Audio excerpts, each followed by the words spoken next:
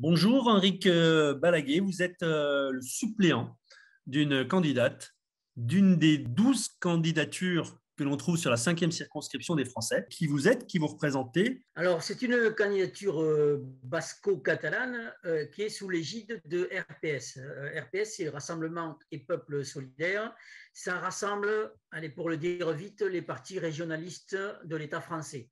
Évidemment, il y a des Corses, il y a des Alsaciens, il y a des Occitans, il y a des Bretons.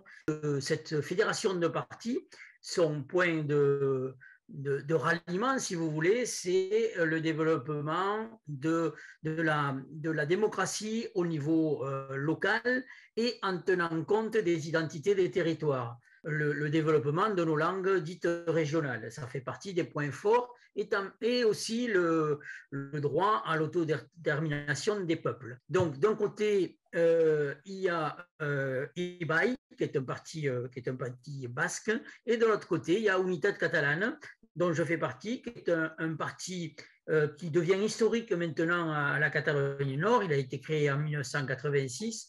Et donc, on a pensé qu'il serait bon de défendre nos idées dans le cadre de cette circonscription des Français à l'étranger sur des territoires qui nous sont proches. Certains, en tout cas, nous sont proches, même si nous ne sommes pas résidents dans ces territoires. Voilà cette. D'accord. Donc vous vous présentez pour faire entendre la voix du régionalisme, on va dire.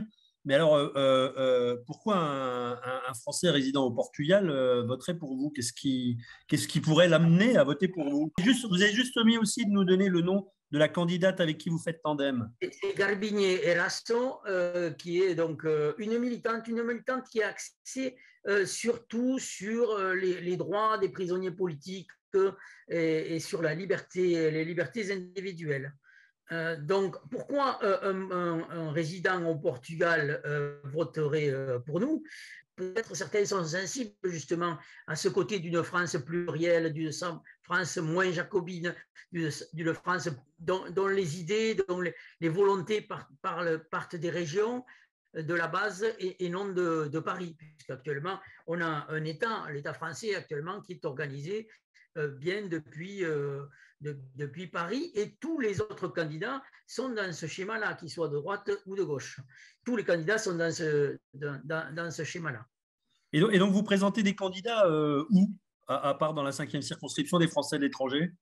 Alors, RPS, si je ne me trompe pas, en présente plus de 60 dans les circonscriptions métropolitaines. Et donc, quelques-unes, nous, en Catalogne, Unitat Catalane, en Catalogne Nord, c'est comme ça qu'on détermine la partie française de la Catalogne. En Catalogne Nord, nous présentons une candidature Unitat Catalane sur la première circonscription, et nos amis d'un parti proche présentent sur les 3 autres circonscriptions. Ensuite, évidemment, les Corses, les Alsaciens, les Bretons présentent aussi des candidats sur leurs circonscriptions respectives. Donc, c'est une candidature un peu témoignage, c'est-à-dire l'idée, c'est de montrer que vous existez et tendre à diffuser vos idées par ce biais-là. Nos idées, mais nous sommes aussi sensibles aux problématiques des Français à l'étranger. Il y a un phénomène qui nous intéresse beaucoup, c'est la mobilité. Nous, on pense que il y a 2 axes. On pense que les Français résidant à l'étranger doivent voyager facilement sur la France. Ce n'est pas toujours le cas. Nous, on veut privilégier le rail par rapport à l'avion. Après, il y a les autres thèmes. Les Français à l'étranger sont des citoyens européens comme les autres, et donc on pense qu'ils doivent avoir un maximum de facilité au niveau des consulats, des ambassades, aussi des études. Oui, donc ce sont donc des citoyens français, hein, parce qu'il n'y a pas de consulat européen, je vous rappelle. Oui, des citoyens français, mais qui font partie de l'Union européenne. Oui, bien sûr. Nos passeports, en haut, sur nos passeports, portugais, espagnols ou français, il y a marqué Union européenne en haut. Donc, ce sont des citoyens européens, donc il faut que tout citoyen européen ait une vie facilitée en Europe, des systèmes consulaires modernes, au maximum aidés par le numérique, puisqu'il y a cette question de la distance. Par exemple, je pensais à une idée, sans vouloir être trop long.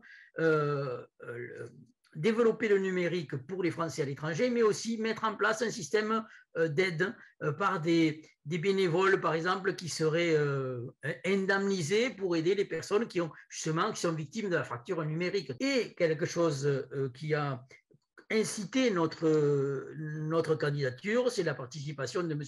Manuel Valls à ces élections, qui cherche par tous les moyens d'être élu quelque part. Et donc, nous, Catalans, nous avons en travers de la gorge quelques actions de Manuel Valls en Catalogne, mais si on peut lui faire ombre, ça nous fera même plaisir. Bien, eh bien, écoutez, je crois que le message est clair. Merci beaucoup, Enric Balaguer, et bonne campagne à vous. Jean-Guillaume Dufour, merci et à bientôt. La French Radio, Portugal.